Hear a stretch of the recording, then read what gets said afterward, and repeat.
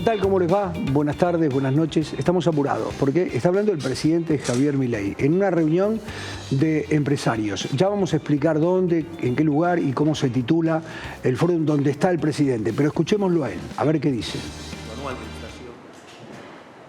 Si se paraban en las dos primeras semanas, eso daba 7.500% anualizado. Y si ustedes se fijan lo que fue la inflación mayorista del mes de diciembre, que fue el 54%, eso anualizado es 17.000%. Es decir, con lo cual estábamos frente a una hiperinflación. Si la economía había entrado en un camino recesivo ya en lo que era el segundo y tercer trimestre del año pasado, pero se fogoneó con muchísima emisión monetaria tratar de forzar un resultado electoral que no se les dio. Y en ese contexto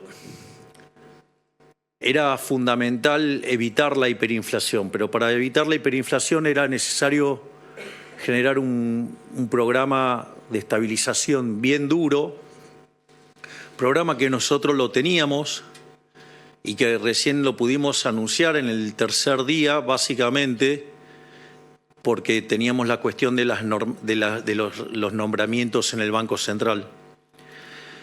Y básicamente tenía los tres elementos fundamentales que tiene cualquier programa de estabilización, que era un ajuste fiscal, una corrección cambiaria y la definición de una nueva política monetaria. En ese sentido, nosotros lo fundamental era terminar con la emisión monetaria para que no hubiera convalidación monetaria de la suba de precios y que eso no terminara escalando y generando la hiperinflación. En ese sentido, junto a la devaluación que se sinceró, porque básicamente lo único que hicimos fue llevar el tipo de cambio al tipo de cambio de mercado ajustado por impuesto país. Y en ese contexto, en el plano fiscal decidimos ir a lo que se denomina la política de déficit cero, pero déficit cero en serio, no digamos mentiroso, es decir, déficit cero en la línea del resultado financiero, es decir, después de pagar intereses. Eso es muy importante porque si nosotros alcanzábamos el déficit cero en la línea financiera, significa que la deuda no crece más. Y si la deuda no crece más, la relación deuda-producto es no creciente. Por ende, uno se convierte en solvente intertemporalmente y la consecuencia de ello es que empieza a caer el riesgo país y bajar la tasa de interés. Y la tasa de interés recobra su función esencial, que es la de ser un mecanismo de coordinación intertemporal. Y que el proceso de crecimiento, guarde relación justamente con la tasa de interés natural de interés, es decir, la del mercado, no la que a un burócrata se le ocurre manosear desde el Banco Central.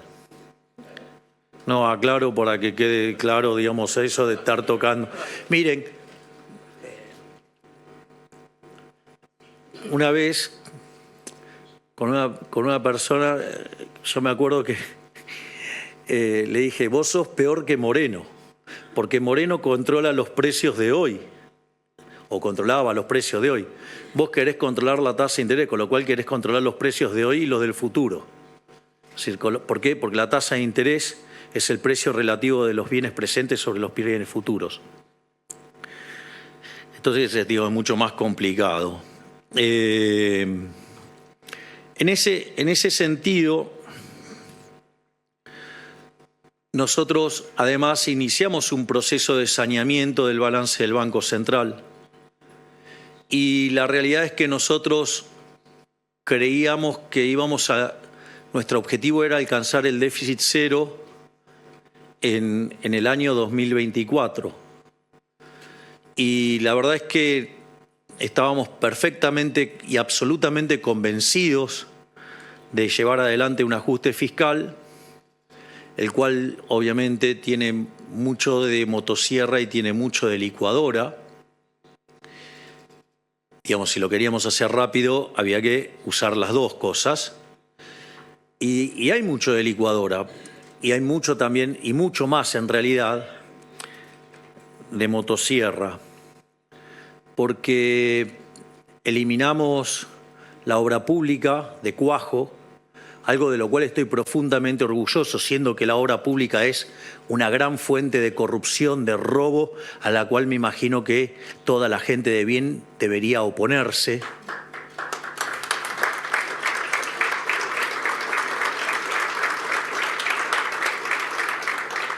Por otro lado, eliminamos también de cuajo las transferencias discrecionales a las provincias. También, digamos, echamos 50.000 empleados públicos. No solo eso, sino que además se dieron de baja contratos, y fíjense que ahora están cayendo más contratos y van a caer 70.000 contratos. Además, eliminamos 200.000 programas sociales entregados de manera irregular, y en ningún momento descuidamos la política social, porque en el medio duplicamos la UH, duplicamos la tarjeta alimentar, multiplicamos por 3 la asistencia en el plan 1000 días, o sea, a las mujeres embarazadas. No solo eso, sino que además cuadruplicamos la asistencia para útiles escolares y creamos un mecanismo para que las familias de ingresos medios que van a los colegios privados de cuotas bajas básicamente tuvieran un mecanismo de contención para que los chicos no perdieran el colegio al que asistían y no tener que estar sufriendo el shock de estar cambiando de colegio. Es decir, que también tuvimos una fuerte perspectiva social en lo que estábamos haciendo. Y además hicimos algo que en su momento, cuando la ministra Petovelo lo diseñó, digamos, el círculo rojo, que cada vez está más analógico, ¿sí? Y que, digamos, no entiende nada de lo que hacemos, porque, digamos, a nosotros ya la era digital nos quedó corta. Pero lo interesante es que en un momento la ministra Petovelo anuncia que los programas sociales no tenían que ir a verificar que estaban trabajando. Es decir, en general se dan los programas sociales y se les requería que dieran una contraprestación de trabajo, y obviamente, digamos, nadie contó cómo era toda esa situación, y entonces nosotros, sabiendo lo duro que iban a ser los primeros meses mientras que el ajuste tomaba lugar, porque aparte, cuando ustedes generan un aumento del ahorro y no tienen contrapartida de inversión, eso genera caída de la actividad, y eso hace caer el empleo o hace caer los salarios reales, y eso, digamos, podía derivar en una tensión social que queríamos amortiguar. Y en ese sentido es muy interesante, porque la ministra Petovelo le saca la necesidad de que tengan que verificar que habían trabajado. Obviamente, la gran cantidad de simios, que digo, y pido perdón, digamos, a la Sociedad Protectora de Animales por insultar a los simios que miran la política argentina, donde algunos obviamente responden a que están muy enojados porque no tienen pauta. Pero, digamos, esos simios, perdón con los simios de vuelta, criticaron fuertemente a la ministra Petovelo por esto. Y lo que no se dieron cuenta es que era una forma de terminar con los intermediarios, donde todos los gobiernos quisieron terminar con los intermediarios, pero el que lo hizo fue este gobierno. Básicamente, las personas que reciben los programas sociales, obviamente que reciben una tarjeta y eso va a una cuenta. Entonces creían que con eso se aseguraban de que no iban a ser extorsionados. Lo que no sabían eran que ustedes tienen que ir a verificar que estuvieron trabajando. Y ahí, cuando ustedes iban a recibir la verificación de que habían estado trabajando, aparecían los Beliboni de la vida quedándose con la mitad de los ingresos de la gente. Y cosa que solamente se la validaban si ustedes les llevaban los bonitos esos donde tienen que validar que estuvieron en las marchas. Es decir, con lo cual en realidad le robaban la mitad del dinero, y no solo eso, sino que además tenían que ir y trabajar de piqueteros. Es decir, con lo cual, o sea, ustedes lo que estaban haciendo era financiar a delincuentes y además que arruinaran el funcionamiento de la calle. En ese sentido, al eliminarse la necesidad de contraprestación hasta el mes de abril, ¿qué es lo que sucedió? Esos delincuentes no les podían quitar a la gente el dinero que recibían por el programa social. Por lo tanto, eso implicó, sin gastar un peso más, duplicar la asistencia. Y al mismo tiempo pusimos una línea para que denunciaran los aprietes y las extorsiones de estos delincuentes, y hemos recibido cerca de 300.000 denuncias y hoy hay 18.000 casos en la justicia. Es decir, van a pagar por haber apretado a la gente para que vaya a las marchas. Y es más, Beliboni nos amenazó con que iba a juntar en la plaza 50.000 personas, con lo cual evidentemente tenía pensado llevar 100.000.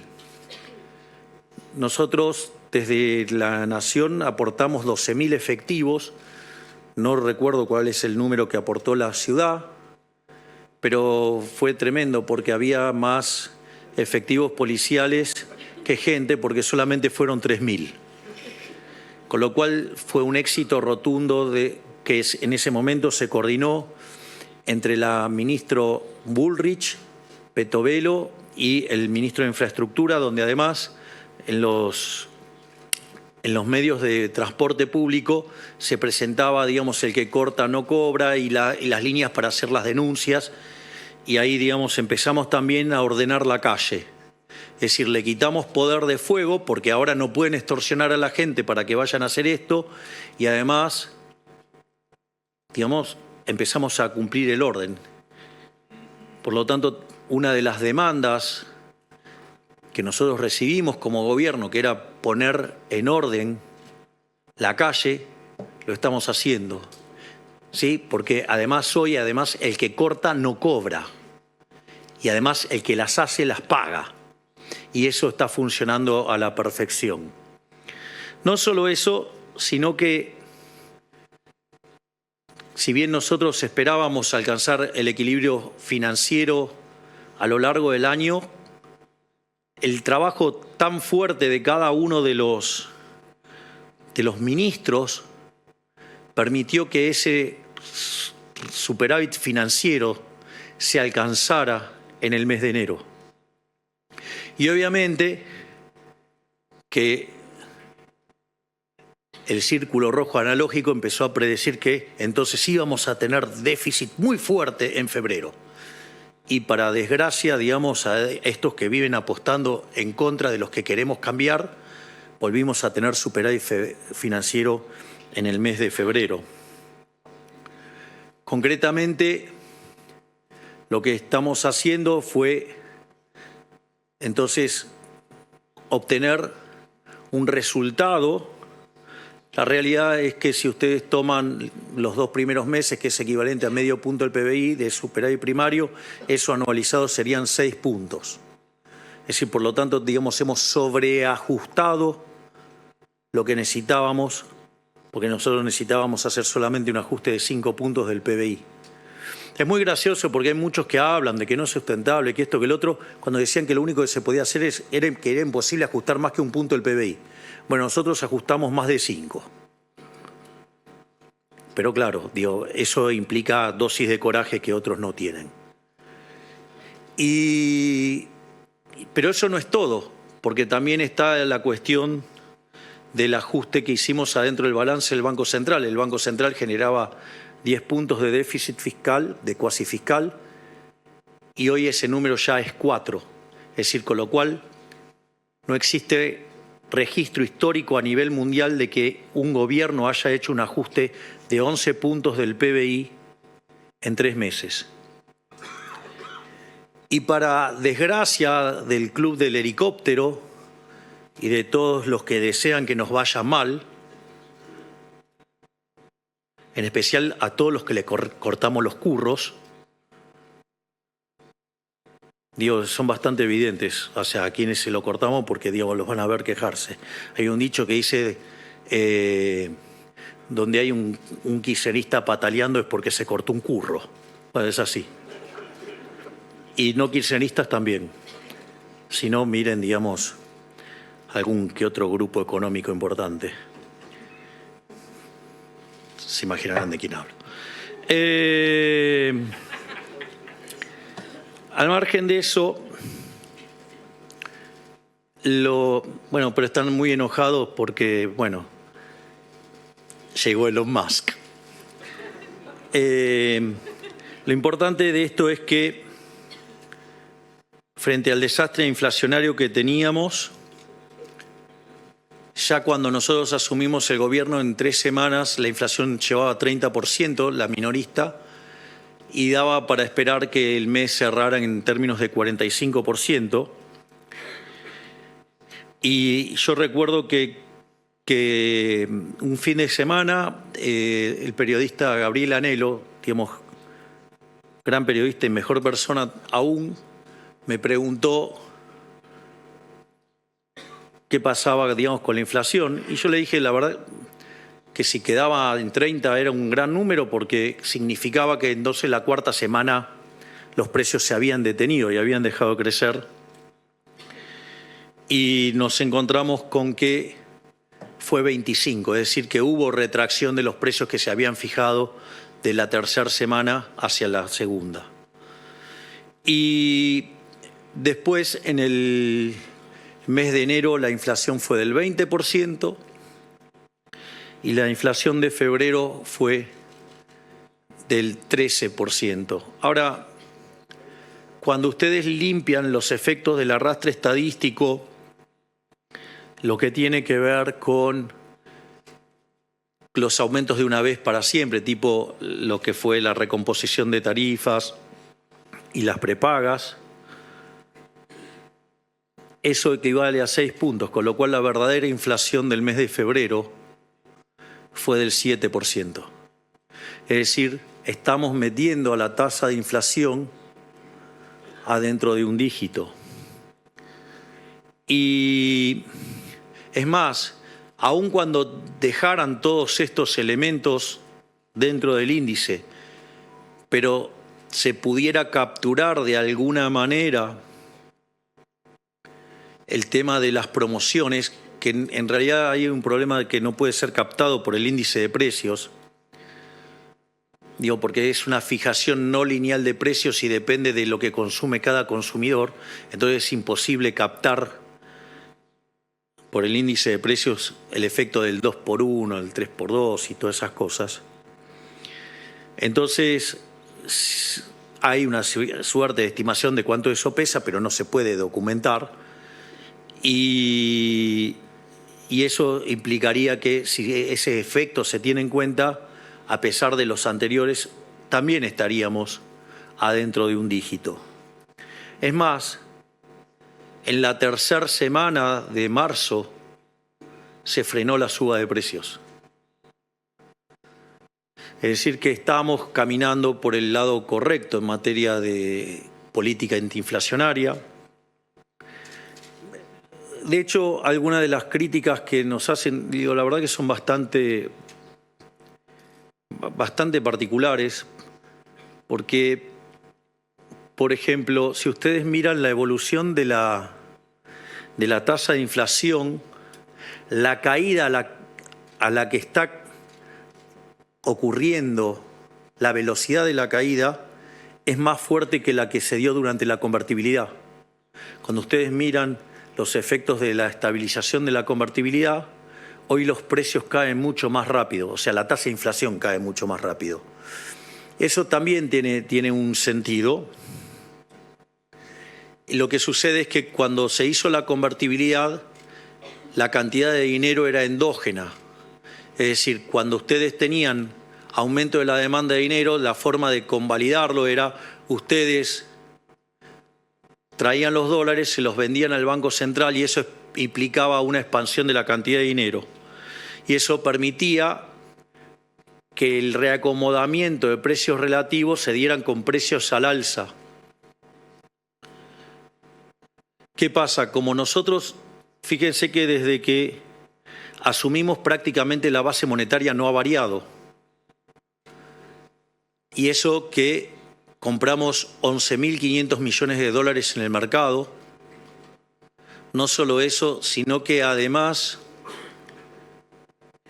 tuvimos la expansión de la cantidad de dinero por los puts, digamos que el Banco Central de la gestión anterior utilizó para tratar de controlar el tipo de cambio, y además tuvimos expansión por los pasivos remunerados, pero la contracción por BOPREAL y por el fisco han sido tan grandes que la base monetaria no varió muy poquito.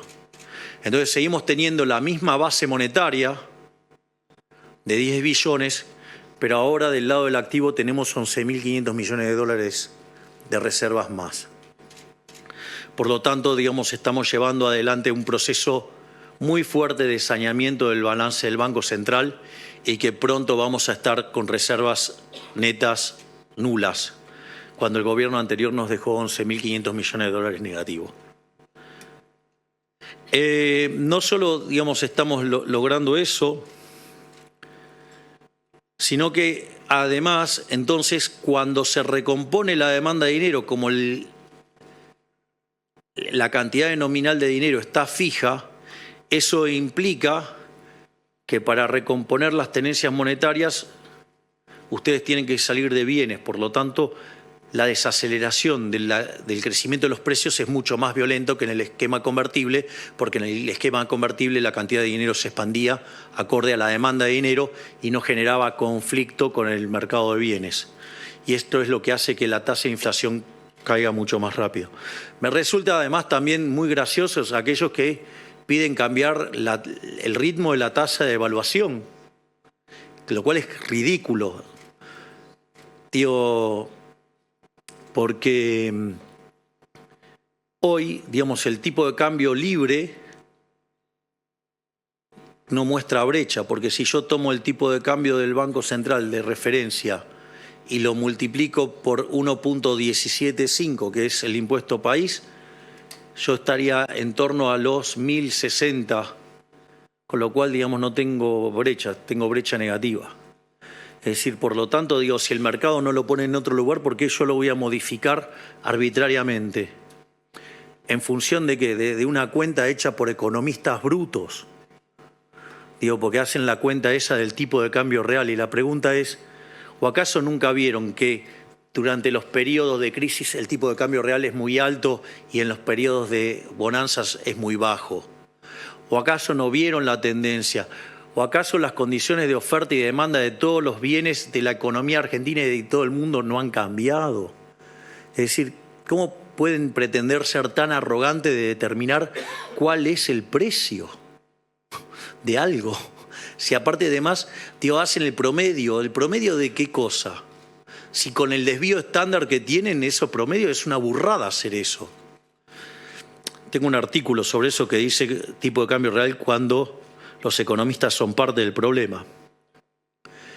Y además implica un problema de una fatal arrogancia o grosera, porque además implicaría, digamos, conocer las preferencias, la tecnología, digamos, y las dotaciones ya no solo de nuestra economía, sino que además la del resto del mundo. O sea, parece bastante patético, digamos, creer que pueden tener toda esa información para tomar todas esas decisiones. Es decir, lamentablemente en Argentina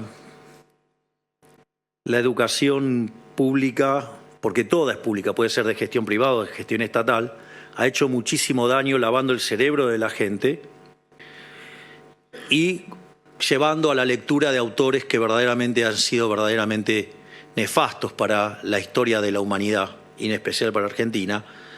Digo, yo siempre hago el chiste que si ustedes van a la Universidad de Buenos Aires, a la Facultad de Ciencias Económicas, y le preguntan quién es Ludwig von Mises, le van a decir que es el 9 de Holanda. Digo, y para otros es el mejor economista de todos los tiempos junto a Murray Newton Rothbard. Eso sí, al barbudo sí lo conocen, al barbudo alemán, digamos, a ese empobrecedor de Marx, a ese...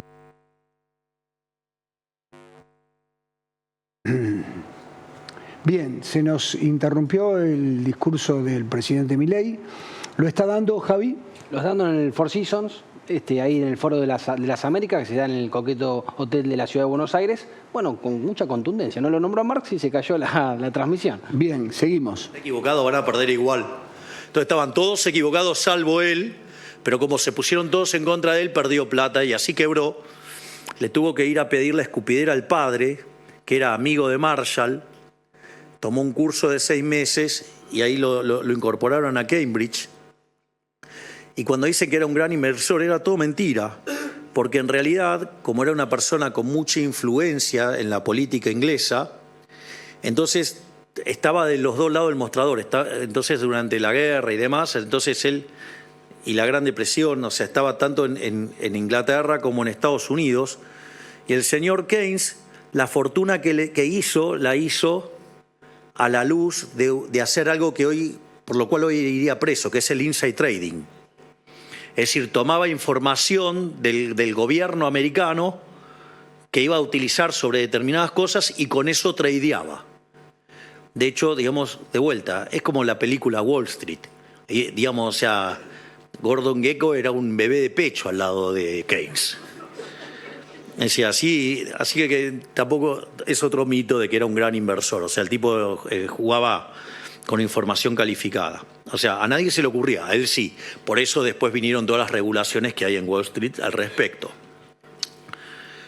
Entonces, la verdad que también parece bastante cómico esto de que tengamos que cambiar el crawling peg cuando, digamos, está toda la curva de futuros alineada con la política monetaria. Y en todo este contexto, dado la determinación que tenemos con el tema de la política del déficit cero, yo suelo decir que me he atado a la política del déficit cero como Ulises al palo mayor, con la ventaja de que yo además tengo a mis ministros que le pegan tiros a las sirenas. Con lo cual vamos bien.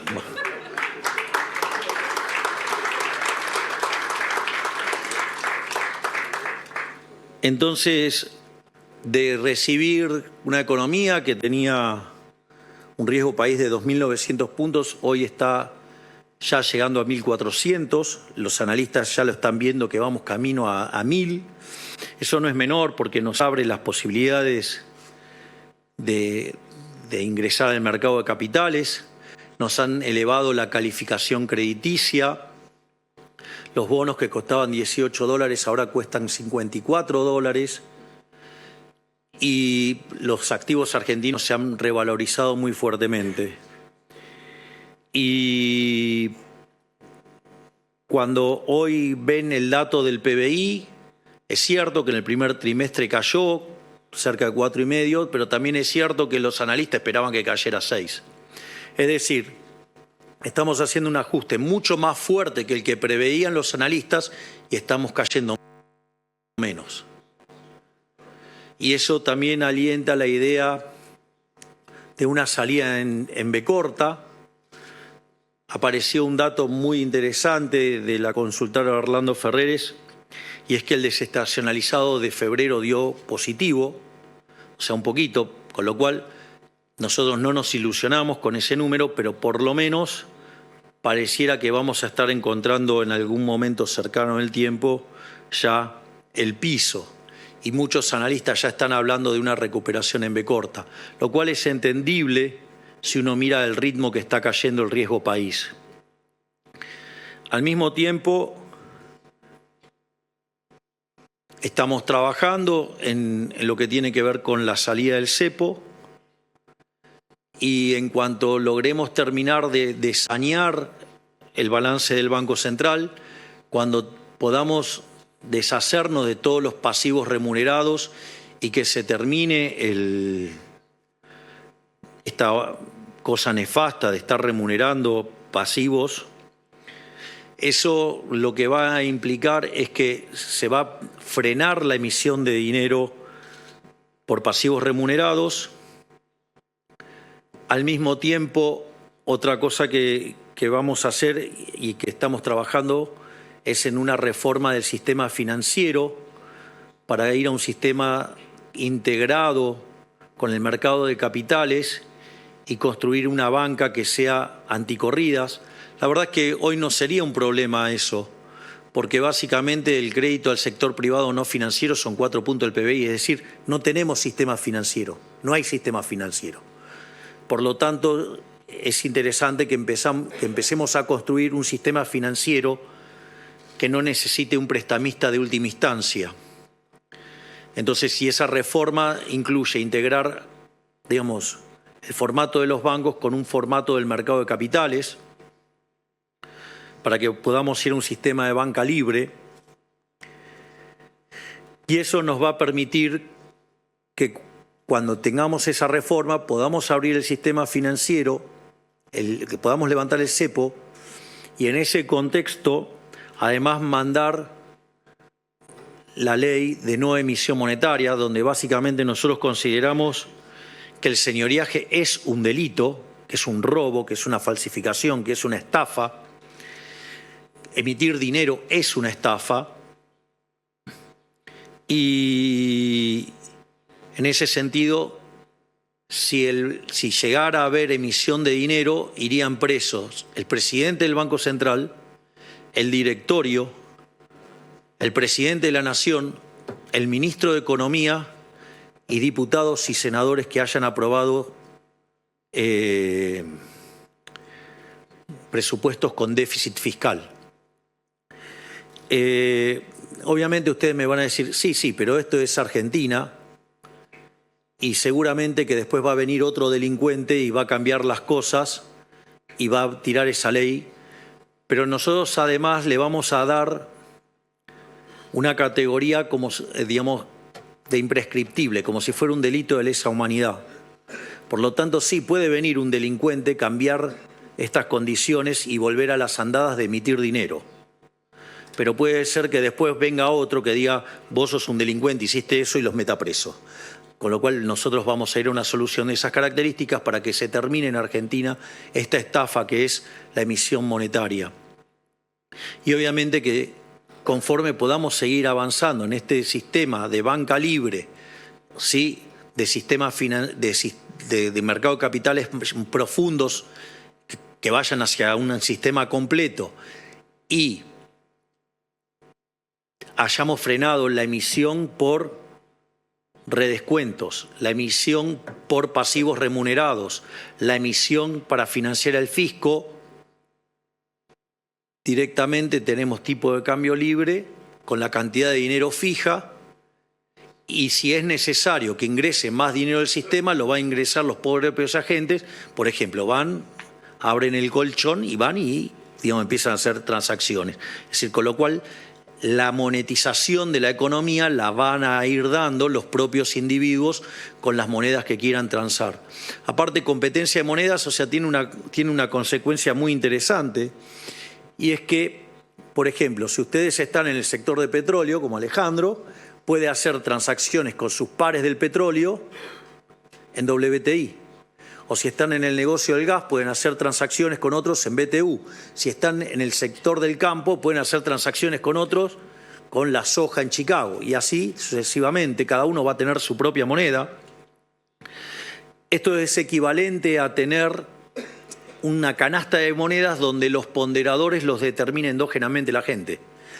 En lugar de determinarlo un burócrata a dedo, ¿sí?, lo cual que siempre lo va a hacer mal, y si lo hiciera bien tendría que ser este resultado, y para eso lo hacen los agentes, así que no necesitamos un burócrata metiendo el dedo en ningún lado, porque en realidad ya saben dónde termina el dedo y más que el dedo termina siendo el brazo donde meten.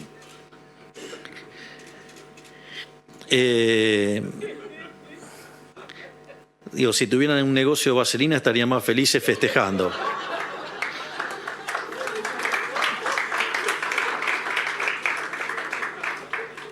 Entonces, en ese contexto, lo interesante es que, además, entonces, una vez que logremos esto, vamos a poder abrir el cepo. Y cuando abramos el cepo, nosotros hoy tenemos, en algún sentido, un exceso de demanda en el mercado de divisas y un exceso de oferta en el resto de la economía, que significa precios bajos de los bonos, altas tasas de interés, alto riesgo país, significa exceso de oferta en el mercado de bienes, con lo cual hay deterioro en el nivel de actividad económica. De hecho, tenemos un PBI per cápita 15% inferior al del 2011.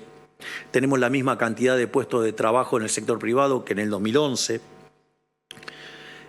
Entonces, y además eso implica, digamos, que aumenta la cantidad de pobres e indigentes y por ende hay presión social para darle contención.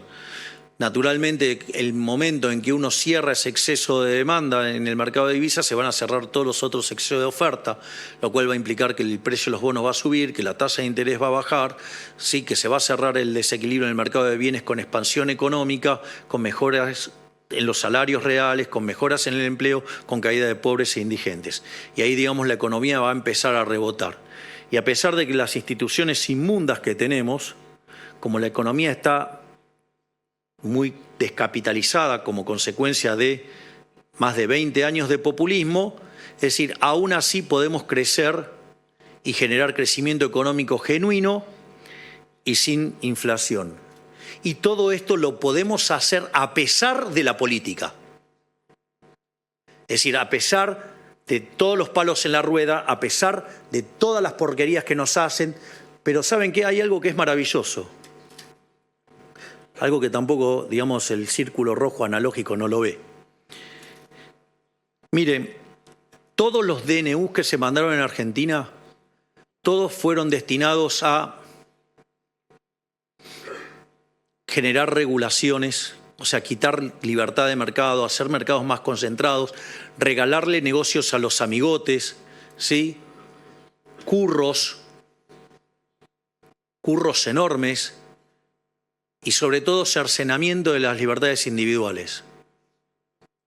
Digo, a punto tal, digamos, recuerden lo que hicieron en la pandemia, esta manga de delincuentes. Y sin embargo había gente aplaudiéndoles que nos encerraran. Ahí nadie, digamos, nadie se opuso a toda esa catarata de DNUs.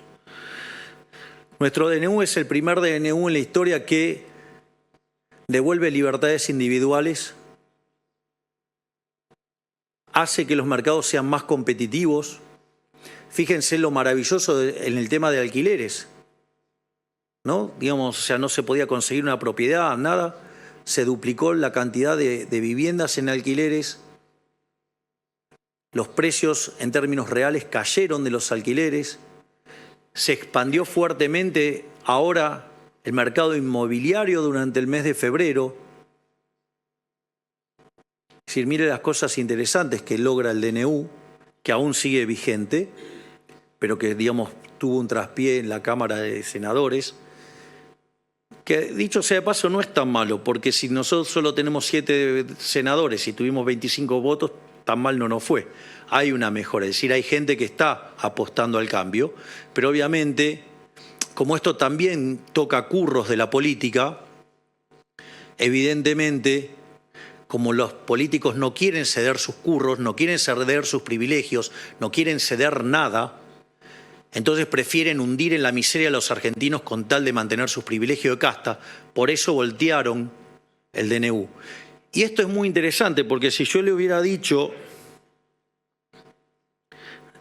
que en 2 meses, 3 meses íbamos a poder ordenar el espectro ideológico argentino, ustedes me hubieran dicho que estaba loco.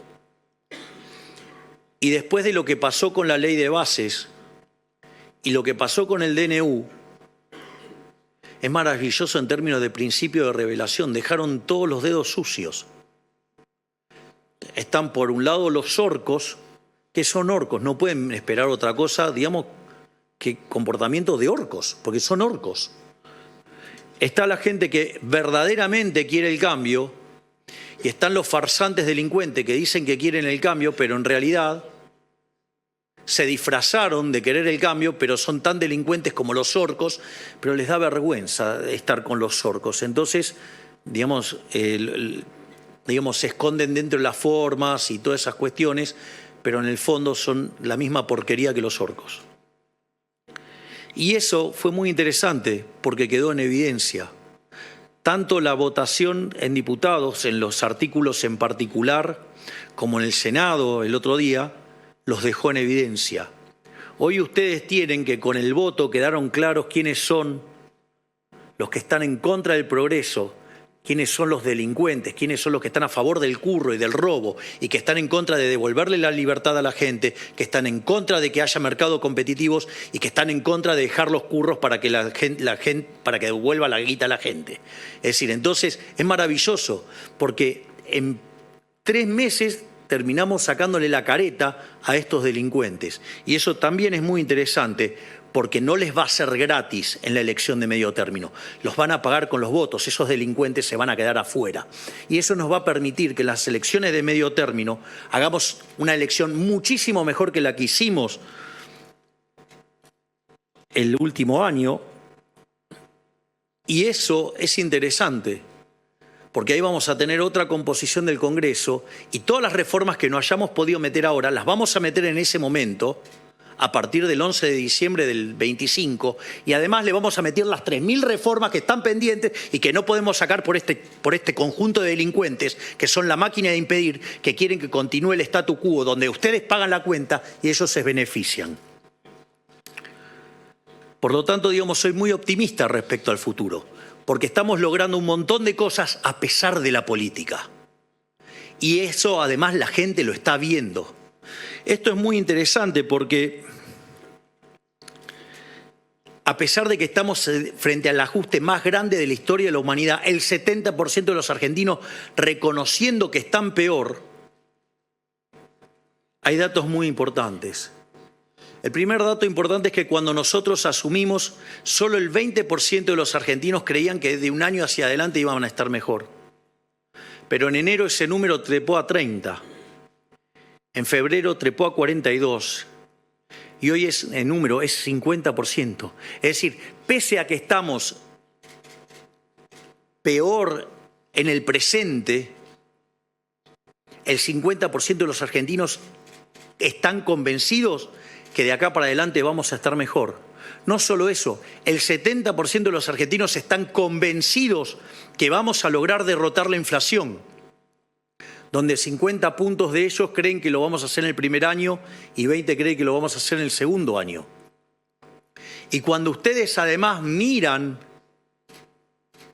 lo que está ocurriendo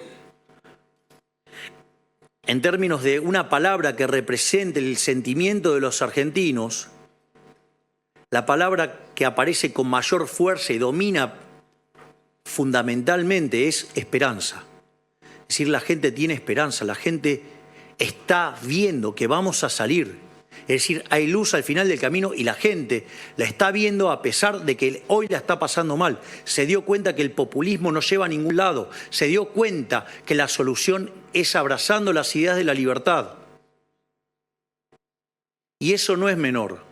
Si hoy fueran las elecciones en un balotaje, hoy estaríamos sacando un 58%, es decir, sería 58-42, estamos, en lugar de más 12, estamos más 16. Y cuando ustedes le preguntan a ese grupo, digamos, a quién votaría en primera vuelta, votaría por La Libertad Avanza con 48%. Es decir, mejoramos el caudal de votos en un 60% respecto de lo que obtuvimos. Y eso significa que con eso solo ya ganaríamos en primera vuelta, porque la segunda persona en intención de votos es la señora Cristina Fernández de Kirchner con 20. Pero no solo eso, hay 10 puntos que si vamos por el caso más rudimentario, mitad y mitad, 48 y 5, 53. Por lo tanto, lo que quiero decirles es que hay esperanza. ¿Saben por qué hay esperanza? Porque la gente se despertó. Decidieron dejar de ser corderos y decidieron ahora ser leones. Por lo tanto, hay esperanza porque los argentinos están abrazando las ideas de la libertad. Por lo tanto, no solo que yo les voy a decir que vamos a estar mejor, ellos ya saben que vamos a estar mejor. Por lo tanto, Argentina sí tiene futuro, porque ese futuro es liberal. Muchísimas gracias.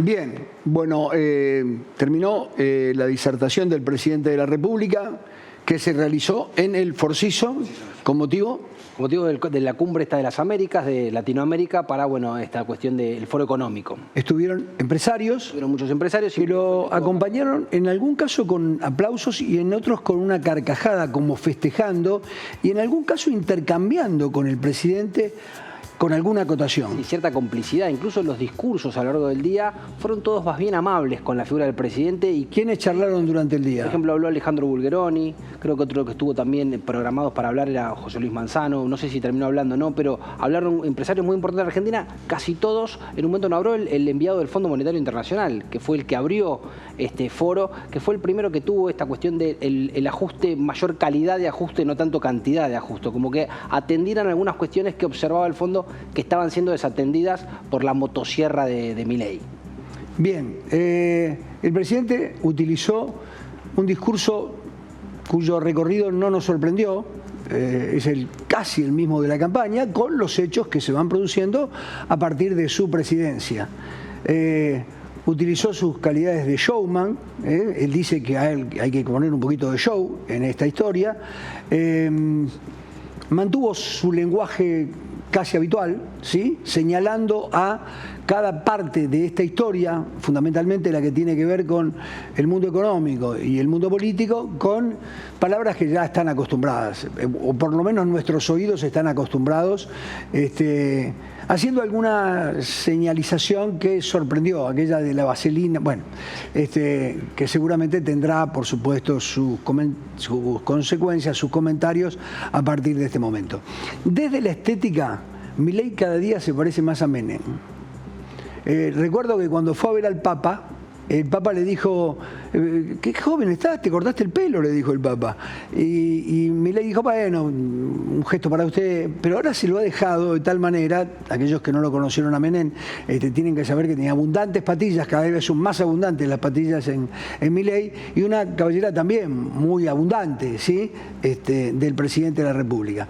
En la estética, en el discurso y en lo esperanzador para sus seguidores y un poco lo que le quiere trasladar también al pueblo argentino han sido los hechos que marcaron estas palabras que seguramente tendrán mucha repercusión de aquí en más porque ha tocado algunos focos otra vez.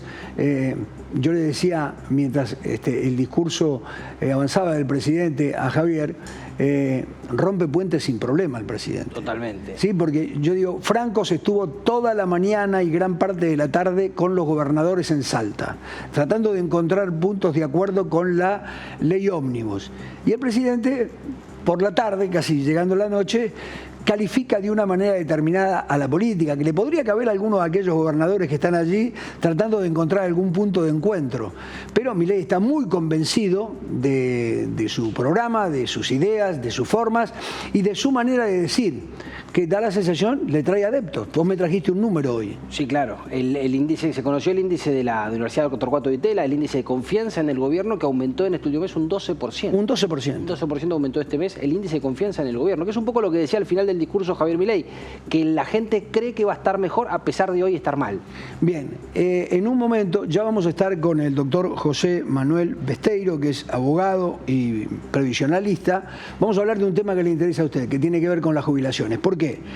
Porque Milei tiene una particularidad. Habla de la economía de manera global. En algunos casos, para el hombre común, para mí también, es un poco inentendible, ¿sí?, lo que explica para el hombre común, ¿sí? Ahora, no habla de educación, no habla de salud, no habla de los jubilados, no habla de los temas comunes. Él cree que, logrando resultados en la economía, todo eso se va a desparramar y va a conseguir, bueno, lo que toda la gente tiene hoy como prioridad, ¿sí?, que son sus tareas más comunes. Una de ellas, José Manuel, gracias por estar, Gracias por su paciencia, ¿sí? O por tu paciencia, te voy a tutear. La gente quiere saber si el jubilado, después de la decisión tomada por el gobierno, perdió o ganó. El jubilado que está allí. Sí, muy buena pregunta. La primera reflexión es que va a ganar, sin duda. Va a ganar. Sin duda, sin duda. Vos me dijiste en el comienzo... Acá hay dos...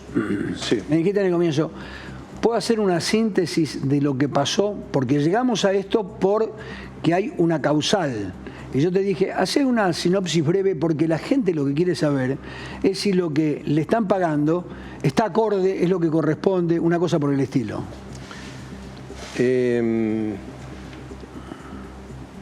Vamos a hacer una pequeña síntesis, digamos. Conozco este tema desde el principio. Claro. Tengo 40 años de profesión y empecé prácticamente con esto. Si tengo 5 minutos, sí, dale. No menos, en 2 minutos más o menos clarifico el panorama histórico. Vuelve la democracia en el año 83. Hasta ese momento no se podían hacer reclamos por cuestiones de la dictadura. Hacer juicio al Estado implicaba hasta un riesgo físico, digamos. Vuelve la democracia, las jubilaciones siempre fueron malas, en la Argentina siempre fueron malas, y había un señor, Francisco Paco Manrique, que había fundado en el 83 el Partido Federal. Este señor, que entre otras cosas... Era un militar. Hizo el PRO de un militar, creo que había sido ministro de Bienestar Social en el proceso en algún momento, creo que sí. Este hombre que trajo el PAMI, un emprendedor, o sea, creó el PAMI, el PRO, trajo el primer sistema de computación del país, que fue para el PAMI. Crea el Partido Federal, que era un partido básicamente de jubilados. Bueno, Franco pertenece al Partido Federal. Que era un partido básicamente de jubilados. Se crean los centros de jubilados, que era una novedad en esa época. El jubilado estaba en su casa, él generó un ámbito de reunión. Y en los centros de jubilados, obviamente, la gente al reunirse hablaba y decía, ¿te están pagando bien la jubilación? No, la verdad que me están pagando muy mal. Y ahí se empezó a multiplicar el tema. Digamos que Manrique, en un momento, cuando avanza en el PAMI y toma fuerza y tiene mucha trascendencia lo de él, se entusiasma con ser candidato a presidente de la República. Exactamente.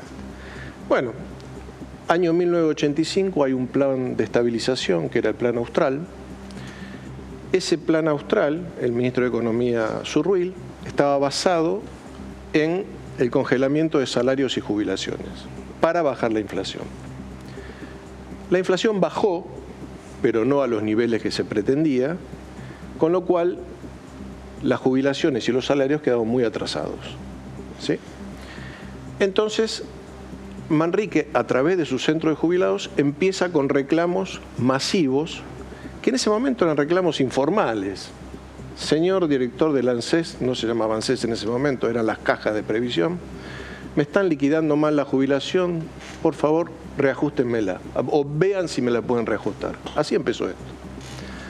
En el año 85, esa elección de medio término la gana Alfonsín y se interpreta políticamente como que fue una ratificación del Plan Austral.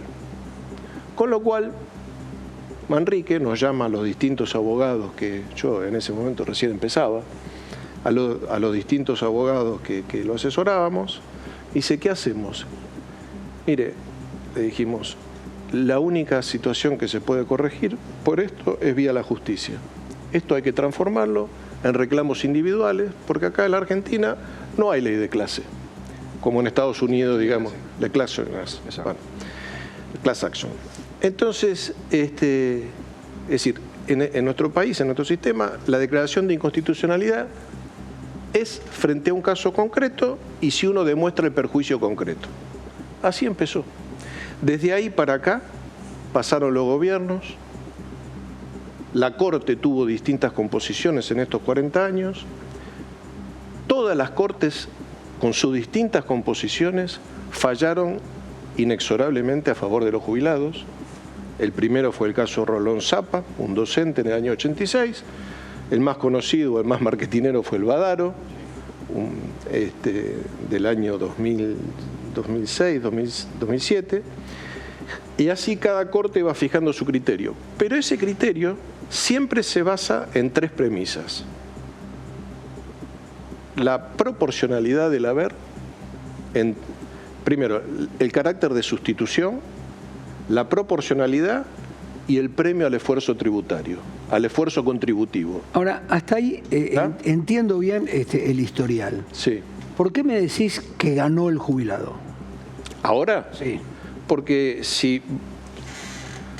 cuando uno habla en materia no, ¿por qué va a ganar? Yo no dije por qué ganó. Yo te pregunté, ¿ganó o perdió? No. Yo creo que va a ganar, o sea, si la foto es hoy, te digo, este decreto 274 propone una gran mejora para el futuro y morigera lo que se perdió en el último tiempo. Yo tengo algunos cuadros para mostrar. Sí, mostrémoslos.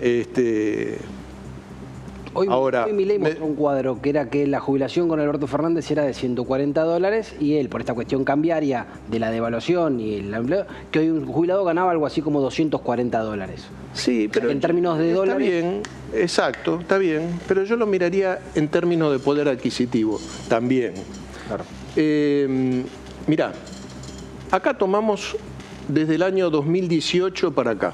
Los últimos 5 años para no irnos tan atrás, ¿no es cierto? Ahí vos ves la ley, a la izquierda del año, la ley, el aumento que dio, el aumento general. Perdón, año 2018 y 2019 es la vieja fórmula de las piedras. Por eso tomamos la base de las piedras. Empezamos con las piedras en diciembre del 2017, ¿correcto? Entonces, vos ves que en el año 2018 la pérdida entre el aumento general dado por el gobierno y el IPC es de 19,24%. ¿Por qué? Porque la fórmula de Macri era una fórmula que hubiese sido exitosa si la inflación bajaba a 0. Claro. Pero al seguir la inflación, claro, la parte del año no se corrige. Se dispara. Exactamente. Ahí se empieza a disparar. Era una inflación de un 30% de promedio y empieza a crecer. 2019, más o menos parejo. 2020 es un año que, bueno, obviamente cambia el gobierno, viene el gobierno de Alberto Fernández y suspende la fórmula jubilatoria de Macri y da aumentos por decreto. Digamos, más allá del cuestionamiento legal que uno pueda hacer, ese fue el resultado, menos 12%. El año 2021 no lo podemos tener en cuenta porque fue el año de pandemia, todas las variables estaban. Pero sí se puede ver clarito en el 2022 y en el 2023 que la pérdida en el 2022, por la fórmula esta, que estamos hablando, no la de las piedras, sino la del gobierno de Alberto Fernández, es del 22,33% en el 2022. Y en el 2023 es del 100%. La fórmula que no contemplaba la inflación como... Que no contempla la inflación, es que ahí volvemos al punto. Es decir, si ustedes miran los anales del debate legislativo, los propios diputados oficialistas decían esta fórmula es un desastre. Porque no hay posibilidad en un país inflacionario como Argentina. Alguien muy importante en la política argentina dijo: los precios van por ascensor y los salarios por escalera. Entonces, y las jubilaciones, lo mismo. Entonces, no se puede no contemplar el índice de inflación. Por eso, para mí, esto es un cambio cultural fundamental. Porque al incorporar el índice de inflación de acá para adelante... No van a volver a perder. Anda a decir dentro de 2 años a un jubilado, ¿sabes qué? Le cambio el índice de inflación y se lo sustituyo por el de recaudación, a ver si lo acepta. Esto es un cambio cultural, Fernando. ¿Sí? Ahora, ahí vamos a la segunda parte. La segunda parte es, ¿corrige el deterioro de estos últimos meses? No, no en todo. Corrige en parte. Lo que usted dice es que no van a volver a perder como venían perdiendo en los últimos años. Esta garantiza que a partir de este piso, que puede ser muy bajo, no van a volver a estar por debajo de este piso. Pero es que en el mundo es así. En el mundo la inflación es un 4% y se ajusta un 4%. Tan simple como eso. Digamos, los que nos dedicamos a esto siempre pedimos que se actualice por inflación. Va a aparecer un jubilado que te va a decir, mirá, durante el gobierno de Milei, sí. La pérdida fue de un 70% y me compensan con el 27%. ¿Qué le contestamos? Le contestamos con números. Si le contestamos con números, el jubilado dice, me están embarullando otra vez. No, bueno, claro, lo que pasa que, es decir... Digo, el jubilado que no tiene otro recurso, que no tiene una familia que lo proteja, que no llega ni hasta comprar los remedios. Sé perfectamente, y le hemos explicado mucho a la gente, el diferencial que hay entre aportantes y no aportantes, entre aquellos que ingresaron sin pagar en la historia un mango de jubilaciones, los otros que entraron por la fórmula de la posibilidad de moratorias. Sí, todo eso lo sabemos. Sabemos que no alcanza lo que se recauda como para pagar una buena jubilación. Ahora le van a pagar 240 y pico mil pesos, ¿sí? Sí. Y la canasta familiar es de 700.000. Tenemos que ser crudos y decirles, no hay nada más que para eso. Y no, claramente no. Cuando uno mira los porcentajes de PBI, es decir, el gasto más importante del PBI son las jubilaciones. O sea, y es más, yo tengo un cuadro en el cual se puede, que también no sé si lo mandaron, en el que se puede ver, digamos, que de representar el 9% el gasto jubilatorio en el 2017, hoy pasó a representar el 6%. No. Ese. Acá se puede ver clarito el porcentaje de gasto, el porcentaje del PBI que se gasta en jubilaciones y pensiones, que es el gasto más importante. Y eso se ajuste porque el país incluso no crece. Desde ese mismo periodo que se toma... Vos estás viendo, vos fijate para darnos una idea, que acá bajamos al 5,8 desde un 9,6 en el 2015 y hay 3 o 4 millones de jubilados más. ¿Entendés? Sí, pero a veces puede ocurrir que en este mismo periodo de tiempo el país crece su PBI muy fuerte y el gasto en porcentual es más bajo, pero sin embargo es más alto nominalmente. En este caso incluso el país no ha crecido y el gasto incluso va bajando. Ahí te da la dimensión del ajuste. Es mucho más grande el ajuste. Ahí te da la dimensión del ajuste que hubo en los últimos años. Ahí se ve muy claro este cuadro, digamos. Esto es información oficial. Cuando usted ve a los kirchneristas horrorizados con estos planteos de Milei, le causa risa. A mí, o sea, yo hablo técnicamente, ¿no? Sí, después claro. Cada uno se dedica a la política, que saque que hable lo que le parezca. Yo soy técnico, me dedico a esto hace 40 años y yo te digo las cosas como son objetivamente, digamos. Después los cuadros son muy claros. Siendo así, reconociéndote como un tipo aséptico, que está más allá de la política, lo que hay que decirle con toda franqueza al jubilado que lo que se puede es esto y nada más que esto. Para ser crudos, para no alentarle ilusiones, porque uno escucha diputados que están en carrera, que buscan renovar, y algún otro hombre de la política que sin las responsabilidades juega con el dinero y dice, no, el jubilado debería ganar tanto. Teorema de Baglini. Más o menos, más o menos. ¿Sí? Es decir, que estos 241.000 para la jubilación más baja y 1 millón y monedas para la más alta es lo que se puede pagar. En este contexto pareciera que es así. La realidad es que técnicamente hay cuestiones, o sea, haber puesto 4 millones de jubilados que han recibido, digo en genérico, no voy a entrar en número fino porque a la audiencia no creo que le importe. Lo que sí importa es la cantidad de gente que se ha jubilado sin aportes, lo cual no me parece mal. Lo que me parece mal que lo hayan puesto dentro de la caja de los que sí aportaron. Claro. Porque vos le estás tirando un peso encima a los tipos que realmente aportaron e hicieron el esfuerzo contributivo y estás tirando una señal a la sociedad terrible. Recordemos que esos 4 millones entraron en la época kirchnerista, ¿sí? Claro. Para que la gente sepa, para que tenga patrones de consulta, ¿sí? Bueno, esas son realidades. Y una cosa es que vos me digas, mirá, en la Argentina hay una economía informal importante, entonces aportaste 15 años, 16, 20 años, una mujer, ponele que estuvo embarazada, qué sé yo, que no podía trabajar, lo que sea, tenés que completar 5, 6, 7, el Estado te da una posibilidad que mediante una moratoria complete los años de aporte. Ahora, no aportaste nada, aportaste 0, me estás comprando un beneficio a costa de los que sí aportaron. Una medida populista y electoralista, sin ninguna duda de aquel tiempo. ¿Sí?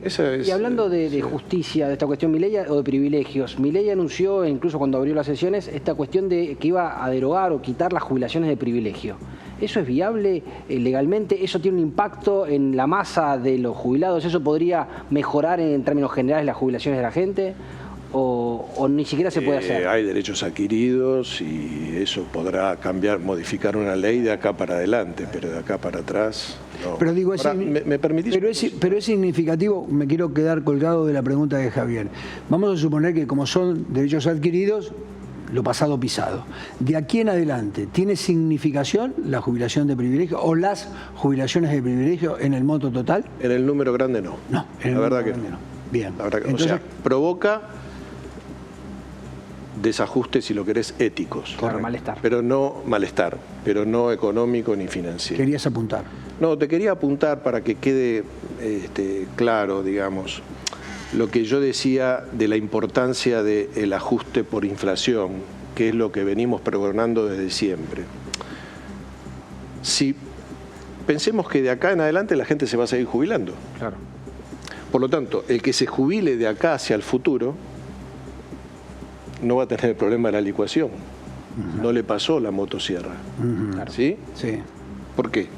Porque si de acá, imaginémonos 2026, un jubilado en el 2026, le ajustan, se jubila y empieza a cobrar todos los meses por índice de inflación. Claro, da mayor ¿Sabe por qué me sonrío? Porque hay algún amigo que me dice, cuando mi hijo quiera jubilarse, no va a quedar un mango para los jubilados. No va a haber plata para los jubilados.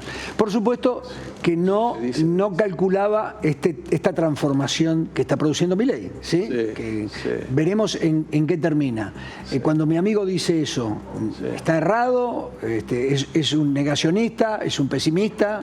No, la realidad es que, digamos, mientras haya trabajadores activos que sostengan el sistema y cuanto más trabajador activo haya, mejor va a funcionar el sistema y si no se tiene que corregir vía impuestos, las jubilaciones se van a seguir pagando. Ahora, hay momentos y momentos. Es decir, por ejemplo, les pongo un ejemplo. Año 2008, crisis de Lehman Brothers, claro. Estados Unidos. Ahí explota la crisis de las hipotecas y todo eso. La gente que se jubilaba en ese momento, ¿sí?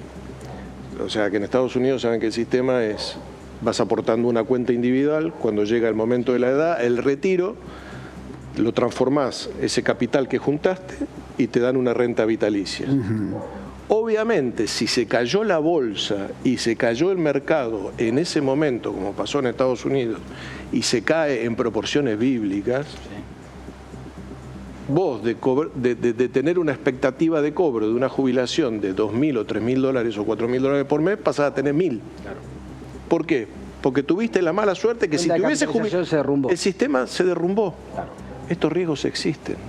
Ahora, lo positivo entonces de esta fórmula de Milei es, si bien son todas jubilaciones miserables, hace años son miserables, lo positivo es que otorga certidumbre a futuro, porque por lo menos no van a estar siempre en esta situación de cada 3 meses por decreto, o que quedan rezagados con... Más el bono.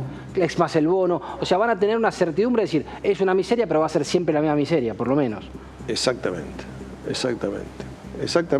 transparentado. Y claro. Para mí, cuando, digamos, fuera de las protestas iniciales que las va a haber, porque claro, la gente hoy ve que la obra social se le fue a los caños, el transporte, o sea, al liberarse los precios, que digamos que es una decisión política que me parece que era inexorable, al liberarse los precios y no aumentar la jubilación, perdió mucho poder adquisitivo. Pero cuando esto se acomode, digamos, el hecho que se puedan ajustar las jubilaciones por el índice de inflación, a mí me parece es el mejor de los mundos, o sea, claramente. Bien, escuchaste atentamente al presidente. Sí.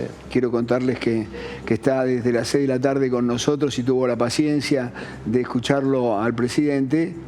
Digo, paciencia digo yo, ¿sí? Él no quiero que lo califique de esa manera, que lo califique como quiera. Sos un hombre común, pero calificado, porque entendés mucho de estas cuestiones. ¿Qué te pareció el discurso? Para mí trillado. Yo cada vez que lo escucho a Milei recorre distintos caminos, en algún momento le pone gracia, identifica a algunos actores opositores. ¿Dijo algo nuevo? Me salgo de mi libreto porque yo vine a hablar de jubilación. Sí, pero te estoy pidiendo como alguien que conoce. Pero no, bueno, evidentemente es una persona, el presidente es una persona muy mediática y conoce mucho de los medios y sabe cómo funcionan los medios y sabe lo que es noticia y sabe tirar títulos. Los que somos también del fútbol sabemos lo que es pedir títulos y tirar títulos. Y claramente lo maneja muy bien. ¿Te pareció que recorrió los mismos caminos de siempre? ¿Que no tuvimos hoy un título, una novedad, algo que pueda sorprender mañana? Y no, porque la realidad es que, es decir, la particularidad del gobierno de Milei es que tiene una minoría en ambas cámaras. Y esto es insoslayable. Y tiene un apoyo popular que no baja. Esta es la realidad, digamos. Entonces, frente a eso, ¿y qué tiene que trabajar? Con la gente. Sí. Digamos, el discurso es muy claro. Es decir, él tiene que puentear la política y los empresarios y llegar al hombre común directamente. Es lo que haría cualquiera en su lugar, me parece. Creo que tiene otra intención, que es él trata de saltar los intermediarios. Él el discurso habla por fuera de los periodistas, trata de llegar directamente a la gente, y ahora también en este discurso noté que habla todo el tiempo contra los economistas. Cuestiona a los que escriben en los diarios, los que critican su plan económico, su modelo económico. Me parece que él trata de saltar a los interlocutores intermedios, trata de vincularse directamente, que lo escuchen a él, cuál es la idea, por qué cuando la gente lee esto o ve esto está equivocado, y él va por otro lado. Lo que sí está claro que si esas encuestas son ciertas, de su apoyo, del 50%, más el 70%, en otros órdenes, está muy claro que si uno les cree, realmente él no necesita de todo ese mundo, ni del mundo periodístico, está muy claro, ni de la política, porque ha hecho las modificaciones por encima de la política, un rechazo en un momento determinado, mandar a guardar una ley en otro, y avanzó con números que, si son ciertos, vuelvo a repetir, porque algunos hasta las cifras del INDEC dudan. Tenemos algún dato de Orlando Ferreres, que el presidente lo contó recién. La inflación prevista por Orlando Ferreres, Claudio Spotorno, muy respetuosos ellos de todo el mercado económico, dicen que podría ser durante el mes de marzo del 11,7%. Recordemos que la del mes pasado fue de 13,2% y que podría llegar a una inflación núcleo del 8,8%. Lo que estaría marcando que la inflación general del mes de abril estaría por debajo del 10%. ¿Sí? No lo dice esto Ferreres, lo digo yo. ¿Estos son números creíbles? Tengo entendido que Ferreres es una de las personas más prestigiosas. Pero digo, tu sensación del mercado. No, mi sensación es que, digamos, mi sensación es, y acá ya no hablo como especialista. Sí, no. Ciudadano. El hombre, por favor, sí. Ciudadano. Mi sensación es que los reflejos condicionados de los formadores de precios hicieron que algunos hablaban de dólar a 2.000, a 4.000, cualquier cosa. Se aprovecharon algunos. Se aprovecharon y pusieron precios absolutamente ridículos, ¿no es cierto? Que el mercado los tiene que terminar convalidando. ¿Y cómo los convalida? A la baja, digamos, porque el bolsillo no alcanza. Hay montones de productos que han hecho así y ahora están haciendo así. No porque bajaron los precios, sino porque el mercado no lo convalida. Bajó el consumo, hay recesión y se tuvieron que quedar quietitos. ¿Sí? Claro. Se tuvieron que quedar quietitos. Exacto. Bueno, en eso la descripción del discurso del presidente fue un poco eso, ¿no? Es descarnada en lo que estamos viviendo. Habló de esta retracción, de esta caída del 4,5% del PBI, pero bueno, es el famoso, ustedes lo conocen, estamos mal, pero vamos bien. ¿No? Es que la realidad, digamos, es que uno va a los supermercados, todos vamos a los supermercados. Yo te puedo decir, por ejemplo, me gusta comprar vinos, por ejemplo. Las dos cadenas a las que suelo ir tienen dos promociones, una cada 15 días, 2x4. teniendo la tarjeta de esa cadena. O sea, ¿cuál es el precio real? ¿El del 2x4 o el que me cobran el resto de los días? Porque no es una cosa, una promoción como el Black Friday, no. Es 2 veces por mes sistemáticamente. Entonces, yo voy a comprar esos días. ¿Y cuál es el precio entonces? ¿El de la unidad o el de la unidad? Y bueno, así, mucho se ha discutido en el INDEC sobre esta situación. Eso no aparece en los índices, claro. Están buscando incluso la vuelta de tratar de medir eso. Sí. Más, se hablaba de una fórmula nueva que se está estudiando por 2 meses, que no se va a dar a la publicidad, pero que sería distinta y que reemplazaría a esta, que es la clásica, la común que tenemos permanentemente. ¿Nos quedó algo por preguntarte sobre esta situación de los jubilados? Porque están allí atentos, queriendo saber. La verdad es que esto da para hablar mucho, pero digamos, hoy podemos hablar de que entre el piso y el techo de la jubilación se ha achatado mucho. Digamos, para poner un ejemplo, hoy la jubilación máxima serán 900.000 pesos o 1.100.000, cuando, por ejemplo, para tener una idea, en la década del 90 eran 3.100 pesos dólares, claro, si se acuerdan. Sí. Y nos acordamos porque duró 10 años. O sea, la mínima creo que era 450 dólares.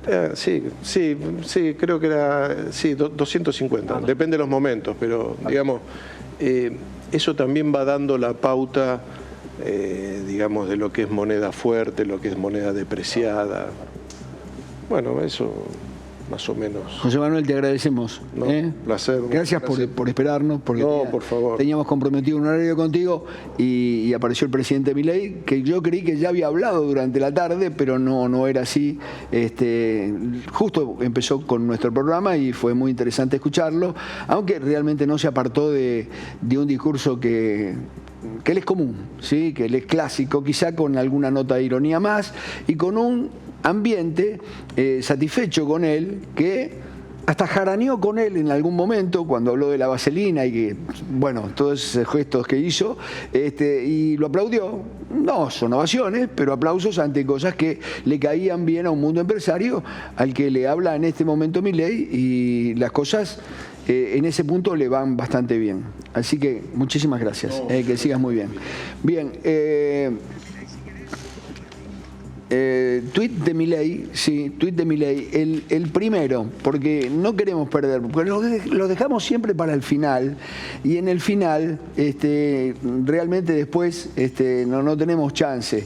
Y miren la cantidad de alguno propio, que es el primero que vamos a leer, y una cantidad de reposteos, entre ellos a Franchella,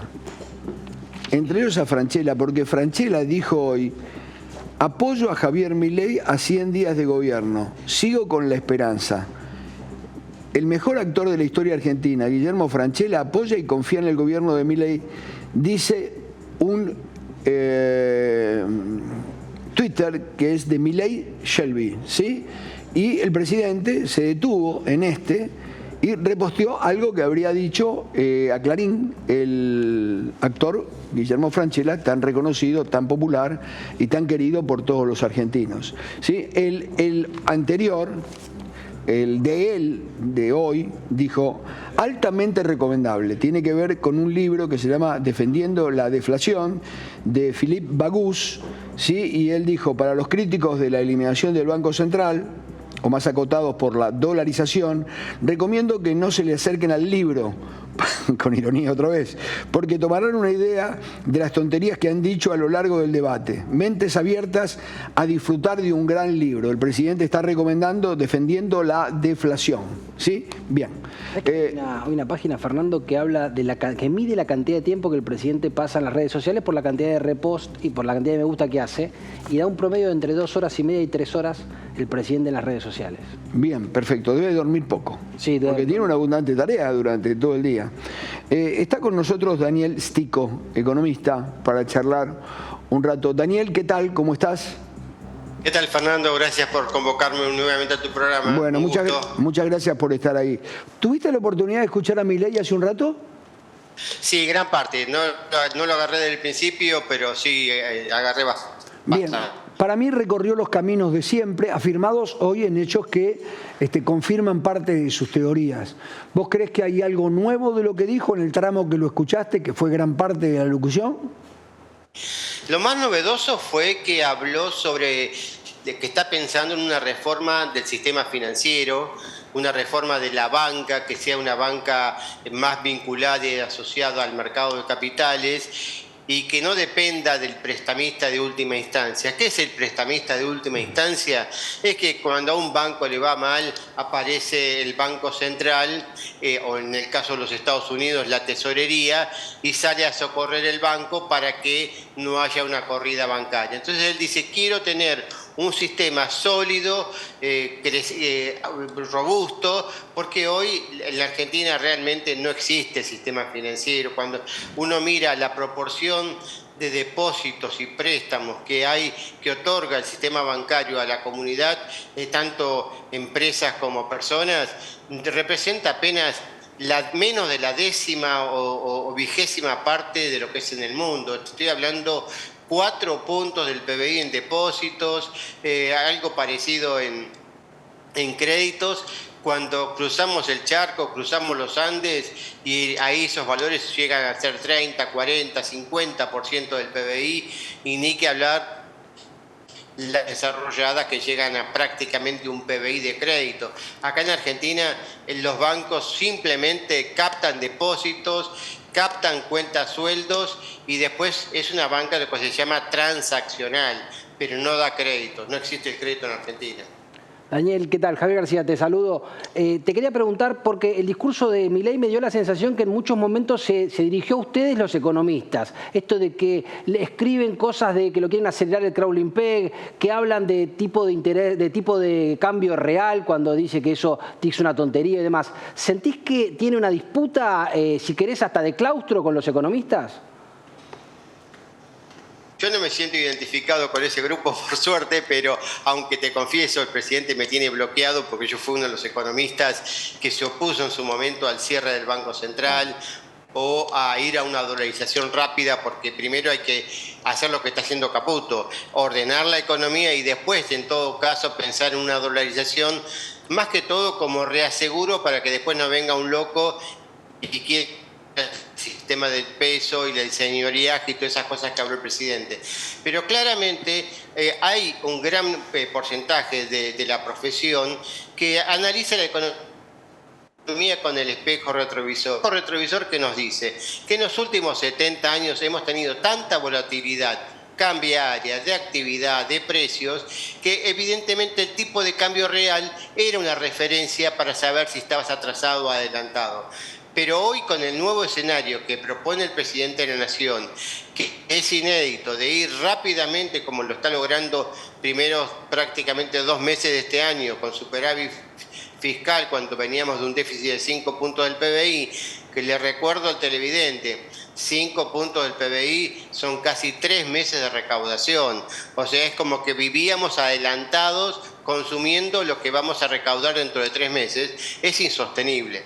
Entonces, el nuevo paradigma, emisión cero, déficit cero y una economía desregulada, es lo que le hace pensar al presidente cuál es el tipo de cambio real en la Argentina. Es imposible saberlo, ¿no? Bien, primero una acotación. Yo no sabía que el presidente bloqueaba a aquellos que no pensaban como él, sino que discutía con ellos y hasta a veces los insultaba, como ha pasado, pero no que te bloqueen. Bueno, pues eso es una particularidad del presidente y además todo un derecho que tiene cualquier ser humano que transita por este tipo de redes y puede andar por ese camino. Y esperemos que lo corrija, porque como vos bien decís, si es un libertario, tiene que aceptar el disenso. ¿Y cómo lo podría corregir? ¿Tendría que ser un comentario tuyo favorable? ¿Cómo pensás? ¿Vos lo conocías a Milei de antes? Sí, mira, yo humildemente te digo, Fernando, yo fui el primer economista que entrevistó a Javier Milei cuando lanzó uno de sus primeros libros, La economía contra el reloj, con Diego Giacomini y otro economista, allá por el año 2014. Es decir, que te conoce bien. Años. Te conoce bien. Me conoce bien, he almorzado con él varias veces, he tomado café, he ido al estudio donde trabajaba ahí en Corporación América, sí, con Mejean, así que me conoce muy bien. Por eso digo, yo creo que fue una calentura de verano y se le va a pasar en algún momento. Bueno, ¿y hay alguna manera práctica de desbloquear o tiene que haber algún comentario favorable como para que hubo tabula rasa con algunos? En eso Milei me parece que es medio desconcertante, porque con algunos que lo han criticado hubo tabula rasa. Sí. Y con, bueno, ni hablemos con su ministra de Seguridad. Bueno, ni hablar exactamente, y con otros los pone en un lugar donde es imperdonable y no ha permitido. Me parece que los que firmaron esa carta, Daniel, me parece que los puso en ese lugar de imperdonables porque sobre todo esa carta se firmó en la campaña electoral y él lo sintió, me parece, me da la sensación, sobre todo por alguna que otra declaración, lo sintió como un acto de campaña en su contra. Así es, así es. Y la mayoría de los que habíamos firmado esa esquela, esa solicitada, que fue una solicitada por Twitter, no es que la publicamos en los diarios ni nada por el estilo. A mí uno de los economistas me dijo, ¿querés participar? Y yo me sentí identificado con la propuesta porque creo que tiene que haber un banco central, no como emisor. Estoy totalmente de acuerdo con los principios del presidente Milei de que hay que cerrar la casa de moneda, no hay que tener el Banco Central la facultad de emitir moneda, sí tener capacidad de pronto que haya más billetes en circulación, pero ni siquiera, porque hoy con la nueva modernidad, con las billeteras virtuales, que lo han incorporado por suerte rápidamente, aunque con cierta demora inicial, los bancos, las billeteras virtuales, no se les justifica que hoy haya transacciones con billetes físicos. Y fíjate lo que está pasando. Ayer se dio a conocer que creció por primera vez en 6 años las escrituras, las inmobiliarias en la ciudad de Buenos Aires, y el 97%, o sea, solo 3 de cada 100 escrituras de operaciones inmobiliarias en la ciudad de Buenos Aires se hicieron en efectivo, no pasaron por crédito bancario, no hicieron hipoteca, o sea, se pagan al contado. Eso es una economía muy informal. ¿Por qué? Y porque se declara como el valor fiscal de las propiedades es muy bajo respecto del valor de venta efectiva y se paga en dólares, se declara a 100 cuando se está vendiendo a 300 y eso lleva a muchos negocios espurios. Entonces, yo creo que hay que blanquear la economía, hay que sincerarla y que no hace falta. Necesitamos un banco central que supervise las entidades para que cumplan con normas de solvencia, de liquidez y que le dé seguridad a los depositantes que confíen en él, ¿no? Bien, Daniel Estico está charlando con nosotros. Orlando Ferreres y hoy Claudio Spotorno nos envió un informe que ellos hacen periódicamente. Dice, el dato preliminar de inflación de marzo, promedio de las 3 primeras semanas del mes versus promedio de las 4 semanas del mes anterior, fue de 11,7 mensual. Mientras que la medición núcleo fue del 8,8. Vamos camino, aceleradamente da la sensación al dígito, no digo este mes, pero quizá el mes próximo, ¿puede ser? Sí, es muy factible. ¿Por qué? Porque finalmente todos los precios van convergiendo a la inflación núcleo. La inflación núcleo es la mayor parte del índice de precios. El índice de precios tiene 3 componentes a grandes rasgos.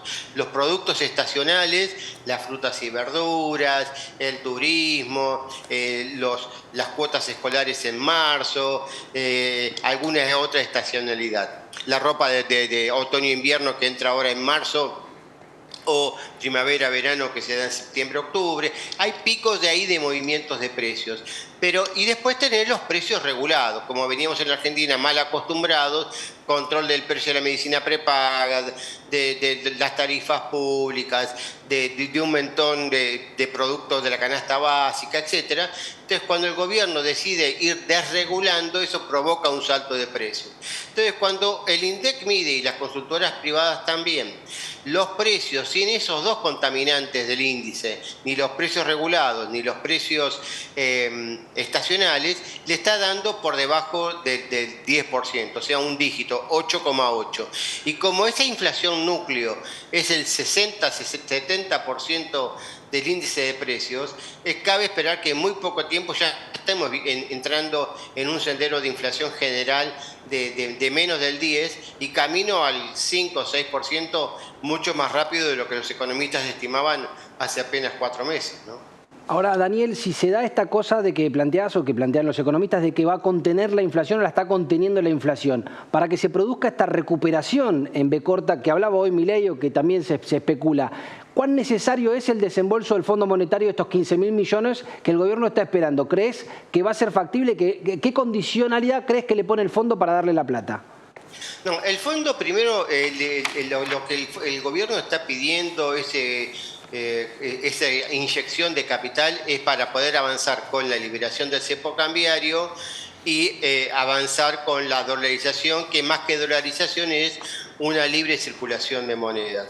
Para la reactivación de la economía, lo que va a tener un gran impulso ya a partir de abril, y se vio en marzo, el aumento de los jubilados. Son 7 millones de personas que en marzo recibieron un aumento del 29%, ahora en abril un aumento del 27%, y en marzo está terminando con una inflación del 13%, quiere decir que le sacaron 14 puntos a la inflación de marzo, y en abril, si la inflación viene por debajo del 10%, el 27% le va a sacar más de 17 puntos a la inflación.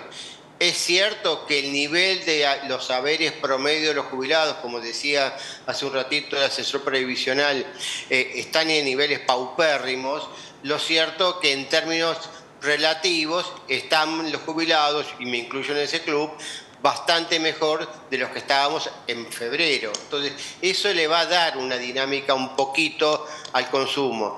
Luego están los aumentos de paritarias que se fueron acordando en enero, febrero, y algunos en este mes se están discutiendo todavía, que parten de aumentos del 20, 25%, también con una inflación que al momento de cobrar va a ser la mitad o la tercera parte de ese aumento, y eso también va a contribuir a motorizar el consumo.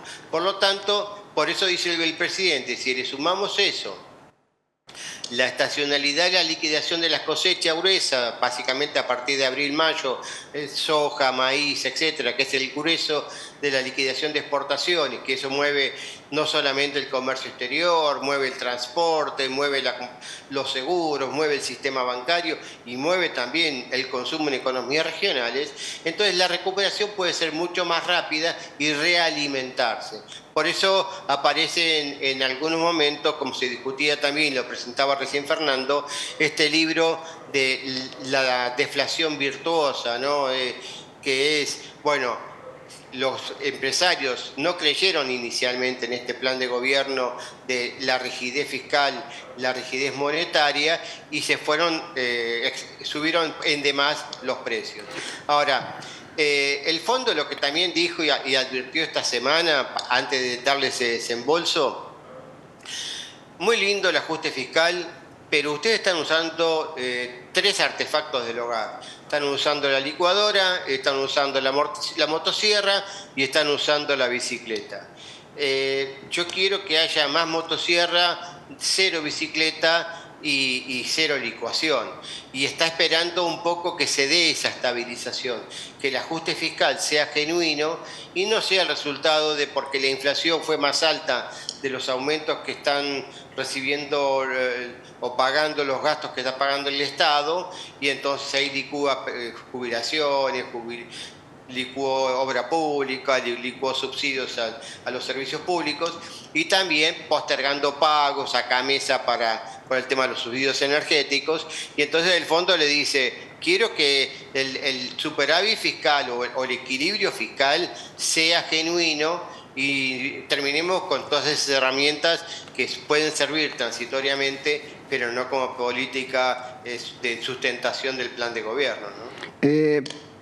Alguien le adjudica haber dicho a Valdés, y quiero corroborarlo con vos, el progreso es impresionante y la baja de la inflación rápida pese a la herencia recibida. ¿Lo dijo Valdés? Hoy de la mañana habló... Lo dijo este representante del Fondo Monetario Internacional para América Latina. Nos ve bien el fondo. Sí, Fernando. Mejor dicho, lo ve bien a Milei, no a nosotros, ¿sí? No, bueno, en principio yo creo que nos vean a nosotros, porque estos resultados que está teniendo el gobierno no hubieran sido posibles si la sociedad en su conjunto no hubiera respondido y se lo estuviera bancando. Por supuesto. Obviamente al costo de la recesión brutal que tuvimos en el primer trimestre, desde diciembre a febrero el PBI cayó prácticamente 6%, es una baja muy fuerte, sobre todo porque veníamos de niveles muy bajos. Pero es cierto también que el fondo no está acostumbrado a ver países que tengan este rigor fiscal y monetario. El fondo siempre te decía, bueno, venís con un déficit de 5, me conformo con que lo bajes a 3. Y se encontró con un presidente que dijo, no, lo voy a bajar a 0. Y se encontró con la sorpresa que el 0 lo esperaban en diciembre, a fin de año del 2024, y lo tuvo en enero, en febrero. O sea, comenzó con un rigor fiscal monumental. Eso no es habitual. Y entonces, 0 déficit fiscal, 0 emisión para financiar el déficit fiscal, está provocando estos resultados. O sea, esto no es magia, y en la medida en que se sostenga, avala lo que decía el presidente en la conferencia de hace un ratito. Yo no sé por qué los economistas siguen hablando de atraso cambiario cuando el tipo de cambio de los últimos meses, no digamos de noviembre, octubre, septiembre, época electoral. El último año, si querés, todo el 23 o todo el 22, era tipo de cambio de expectativas negativas. Entonces era un tipo de cambio recontra alto. Hoy, con un escenario en el cual la economía está marchando más rápido de que lo que el mundo pensaba y el propio Fondo Monetario hacia la estabilización, y que ya algunos economistas, como comentaban ustedes, el estudio Ferreres detectó cierto aplanamiento de la caída, o sea, se habría frenado la caída de la actividad en febrero y por lo tanto a partir de marzo empezaría a recuperarse. Entonces el tipo de cambio de equilibrio es imposible de calcularlo y no hace falta acelerar la devaluación y meterle más presión a los precios, justamente cuanto costó tanto dominarlo, ¿no? Ahora, Daniel, te escucho ciertamente optimista con el camino que estamos transitando en la Argentina, y recuerdo que en el 89 hubo una gran crisis y 2 años después, en el 91-92, la clase media estaba en Miami comprando todo lo que podía. En el 2001 hubo una gran crisis también, y en 2003-2004 otra vez la clase media otra vez podía acceder a comprarse ese tipo de bienes. ¿Crees que el año que viene otra vez ves una recuperación a ese nivel o venimos de un piso mucho más bajo? No, yo creo que venimos primero de un piso más bajo.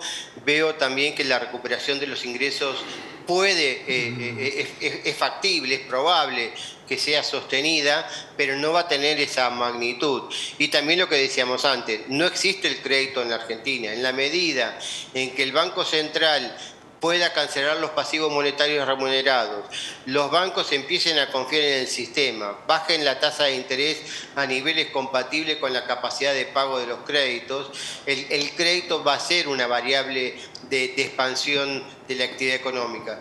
Pero todo tiene que ser genuino, tiene que ser una reactivación pensada en el consumo permanente y no en el consumo transitorio, que era los famosos DM2 que hemos visto varias veces en la Argentina, y así como tuvimos esa luna de miel tan corta, después tuvimos crisis recurrente cada 7 años. Esto recién empieza, entonces soy optimista. ¿Por qué? Porque es la primera vez en la historia argentina, o en 70 años, yo tengo más de 40 años de profesión de economista y periodista, que veo un rigor y la convicción de la importancia del déficit cero y emisión cero. En la medida que esos parámetros sean inamovibles, la recuperación va a ser sólida y es factible que tengamos tasas chinas mucho más rápido de lo que muchos imaginan. Pero hay que dejar mirar para atrás. ¿Por qué? Sí. Porque si miramos para atrás, vamos a estar hasta septiembre o octubre con muchos indicadores negativos. Las jubilaciones, los salarios van a estar todavía con signo negativo. Ahora, si empezamos a comparar con el piso que habría sido febrero, vamos a ver que hay una recuperación sostenida, y eso es lo importante, consolidar y no irnos, no entusiasmarnos con eso, ser muy cautelosos. Daniel, para justamente que el proceso sea sólido, ¿no? La última pregunta es esta. Este plan necesita aliados. No estoy hablando de aliados físicos, de diputados, de senadores, de gobernadores, sino de algunas reformas profundas que necesita nuestro sistema de vida. El aliado principal de este plan que está llevando a Milei es la reforma laboral, el principal.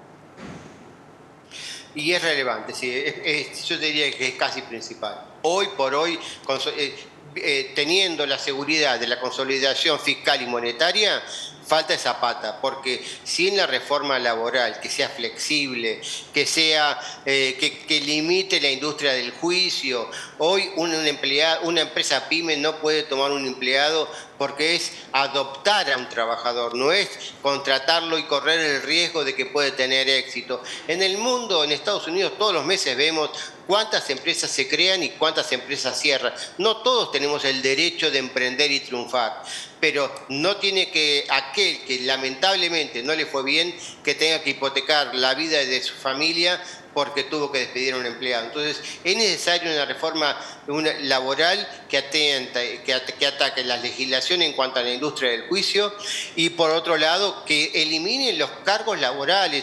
Hoy los costos laborales son fenomenales. Un trabajador se lleva 80 pesos y el empleador paga 160. Esa brecha tiene que ser a cuenta de IVA, de manera que haya alguna forma de recuperar ese costo, y de esa forma vamos a ver cómo se va a desalentar la informalidad laboral, van a volver las contrataciones, va a volver la inversión de largo plazo, y entonces es la pata que le falta para que la Argentina pueda en serio salir de estas crisis recurrentes, ¿no? Bien, Daniel, te agradecemos como siempre, sos muy gentil, muy generoso con nosotros. Sabés que en algún momento te vamos a llamar cuando tenemos una duda económica. Muchas gracias. Para mí es un gusto. Lamento no haber podido ir al piso, pero tenía compromisos. Tranquilo, no hay problema. Adelante. Muchas gracias. Sé que sigas bien. Un gran abrazo. Saludos, Javier. Bien. El gran tema es que mucha gente... Nosotros acostumbramos aquí que nos acompañen. Ya lo hizo hace un rato Besteiro, José Manuel. Pero, ¿no te parece que la gente se tomó desde el lunes? Sí, sí. En Uruguay es la semana de turismo. Digamos que ya el feriado era largo, ¿sí? Sino que también algunos lo apresuraron, lo apuraron y salieron de Buenos Aires mucho tiempo antes, ¿sí? Esto es un indicativo. O la economía argentina se mueve nada más que con 500.000 personas y con eso es suficiente, y el resto 46 millones y pico. En esto quiero decirle al señor del INDEC, al señor... Marco Labaña. ¿Para cuándo las cifras finales de cuántos somos? Al censo. ¿Sí? ¿Para cuándo? ¿Sí? ¿En algún momento lo sabremos? ¿Sabe por qué yo le hablo a Labaña de esta manera? Porque él, en un programa... que yo había dicho que estaba enojado con el INDEC porque no nos entregaba las cifras, me llamó personalmente, yo no tenía relación con él, y me mandó un chorizo así, de una explicación gigantesca, diciéndome que yo estaba equivocado y que las cifras estaban cerca y que no había ningún problema ponerlas a mi disposición, y que estaban los equipos técnicos también decididos y abiertos para que yo cotejara con ellos. Nunca me llamaron, Labaña. Y la cifra la diste 3 veces. Tres veces. Por eso, cuando digo, si 500.000 mueven la economía, bueno, 45 millones y pico, 46 millones y pico, 47 millones y pico, de acuerdo con el día tuyo, ¿sí? En el que estabas inspirado para darnos la cifra de los argentinos, miran, porque 500.000 mueven la economía. Y sin duda. Que nosotros digamos que la gente se va... Sí. Que la gente sale, ¿sí? Digamos que es un núcleo muy reducido. Y hay algunos que van a sus pequeñas casitas de descanso que crearon durante muchísimo tiempo en las costas argentinas o en las sierras argentinas y que les costó un triunfo. Es decir, que no es que salen de vacaciones yéndose todos a Miami o Europa, como sí puede ser un grupo muy, muy restringido. Es que aparte, claro, ese tipo de viajes hoy es bastante difícil de hacer. Sí. Entonces, claro, la clase media o la clase media alta que podía acceder a ese tipo de viajes, me parece que en esta Semana Santa son las que se quedan dando vueltas más cerca. Más cerca, pero han anticipado. Sí. Han anticipado la salida, que debería ser para las horas de la noche de mañana, para aprovechar a aquellos que el jueves lo transforman en feriado, sabiendo de que es un feriado optativo, pero se transforma jueves, viernes, sábado, domingo, lunes y martes. Claro, aprovechando que es lunes y martes, este año también cayó en ese lado, ¿no? Que Sí. lunes y martes también se suman a la Semana Santa. Para beneficio de los centros turísticos, cosa que no nos oponemos, aunque, por supuesto, el lunes, que es un feriado puente, dirían en Europa, en la Argentina es el Día del Vago. ¿Sí? ¿Por qué festejamos el lunes? ¿Qué hay para festejar? Sí, el 2 de abril, como corresponde, ponernos de pie, pero el primero, ¿por qué? Porque es puente, sin tener en cuenta que ya venían de 4 días, cuando la Argentina necesita trabajar, producir, hacer, y las empresas que no pierdan y que los empleados tampoco. Por eso yo lo denominé el 1 de abril el Día del Vago. Mira, ¿sí? interesante. ¿Sí? Pero bueno, quizás no es culpa de quien recibe el beneficio, sino del gobierno que aceptó que se transformara esto en un feriado puente. Tal vez porque los que levantan la mano y eligen que el lunes sea feriado son grandes vagos que no trabajan los lunes en general. Bien, la cuestión es que siguió reposteando el presidente de la República. Seguimos con uno de, creo que es Horacio Cavac, porque firma su tuit Cavac y dice: la provocación no es cambiarle el nombre. La provocación fue ponerle Centro Cultural Néstor Kirchner. Hoy el vocero dijo que se le cambiaba el nombre al Centro Cultural Kirchner, pero no dio el nombre nuevo. No, y aparte es un nombre que está hecho por ley, con lo cual también deberían cambiarlo por ley. Por eso se especula que en realidad es una movida mediática la de anunciar el cambio de nombre, bueno, para que se empiece a conversar sobre esta situación. Hay algunas cuestiones de deskirnerización de edificios públicos muy simpáticas del gobierno de Milei. Por ejemplo, una casa en Recoleta muy simpática que se llamaba Casa Patria Grande Néstor Kirchner. Sí. El gobierno de Macri le cambió el nombre, le puso Casa Sur, y ahora el gobierno de Milei le cambió el nombre y se llama Casa Libertad. Donde está atendiendo Sandra Petovelo. Exactamente. ¿Sí? Allí trasladó el Ministerio de Capital Humano y es donde ahora se concentran las multitudes, o no tantas como dijo Milei, que había más policías que militantes del Polo Obrero, en una que se convocó hace poco en algún lugar. Allí, cuando hay alguna manifestación para reclamar algo, van a Juncal y Carlos Pellegrini, donde está la sede de esta casa, que realmente a mí me asombró, porque Milei, que quiere dar una demostración, y lo hace en muchos puntos de economía y de simpleza, la señora Petovelo eligió una casa aristocrática. Sí, aristocrática. Hay alguien que tenía pensado, que vive enfrente, ¿sí? Ponerle un cartel, ¿sí?, en su balcón: Petovelo, ¿por qué no te vas al autódromo? Sí, porque ella podría atender perfectamente en las oficinas que están en el autódromo, podría recrear la atención sobre una zona de Buenos Aires que muchas veces la zona sur está desprotegida, y allí recibir multitudes. El autódromo es gigantesco para recibir miles y miles de manifestantes que están en contra. Pero creo que, no sé si no lo mandó a hacer, ese cartel que dice... Están juntando firmas. Petovelo, no, ya le presentaron, Exacto, le presentaron. Pero alguien que está con un balcón allí enfrente, ¿sí?, le quiere poner: Petovelo, mudate al autódromo, ¿sí? Y la verdad que no está mal. Si no quiere que la gente se concentre la 9 de julio, allá, y quieren que se concentren acá, porque acá hay menos tránsito, ¿sí?, y es más sobre una lateral, no pega. La casa aristocrática primero, y no pega que la haga en un lugar que también hay negocios que tienen que cerrar cada vez que hay una manifestación, hay gente que es mayor en esa zona de la ciudad de Buenos Aires y que no está para exponerse a los gritos y a tantísimo barullo que se produce cada vez que están por allí. No digo que se lo merezcan otros en la ciudad de Buenos Aires, pero en el autódromo hay coches de carrera, nada más. Y a veces ni ellos, porque no se corren carreras en el autódromo de la ciudad de Buenos Aires. Pero una pequeña ironía con respecto a aquello. Pasamos el 3... y nos vamos, bueno, el 4 es aquel que tiene que ver con el Centro Kirchner, anunciado por Manuel Adorni. El 5 es el que ya comentamos, el mejor actor de la historia argentina, Guillermo Francella, apoya y confía en el gobierno de Milei. ¿Sí? Esto lo reposteó el presidente de la República. Hay uno de Diego Santilli, ¿sí? Muy mileísta está Diego. Libertario, Está libertario, ¿sí? DNU no, ley no, Pacto de Mayo no. ¿Qué buscan? Está claro que muchos juegan a que se vaya el presidente y buscan desestabilizar al gobierno. Lo curioso es que parece hablarle a su compañero de ruta, que era Horacio Rodríguez Larreta, hasta hace muy poco. Exacto. Que es quien se opone a todas estas iniciativas de Javier Milei. Fue su vicejefe. Fue su vicejefe, fue el candidato de Horacio en la provincia de Buenos Aires. Horacio era candidato a presidente y Diego Santilli. Parece que ahí se rompió el vínculo, se rompió la relación. No fue una campaña donde se quedó satisfecho. A mí no me sorprenden el cambio del ideario, porque en definitiva uno tiene una idea, ¿sí?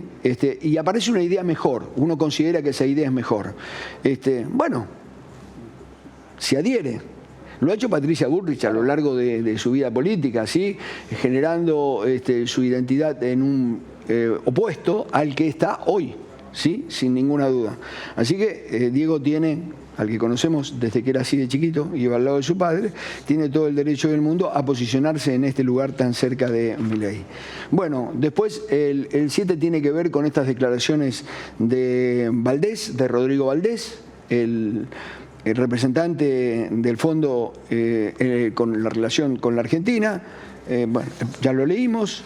Stanley, del 56, dice: el comienzo de la recuperación argentina ya es noticia en el Financial Times. Seremos potencia. Bueno, muy entusiasmados los seguidores de Milei con sus tweets y por supuesto que hace el presidente. Lo repostea, por supuesto. Repostea todas las buenas noticias. Muy contento él.